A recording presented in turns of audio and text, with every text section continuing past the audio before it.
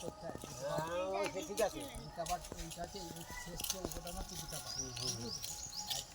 অভ্যর্থনা করে এইভাবে গীতা পাঠ শোনাতে গীতা পাঠের মধ্যে কোনো কিছু নেই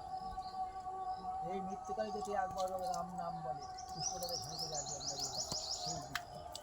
গীতায় যদি মরার আগে যদি একবার রাম বলতে পারে তখনই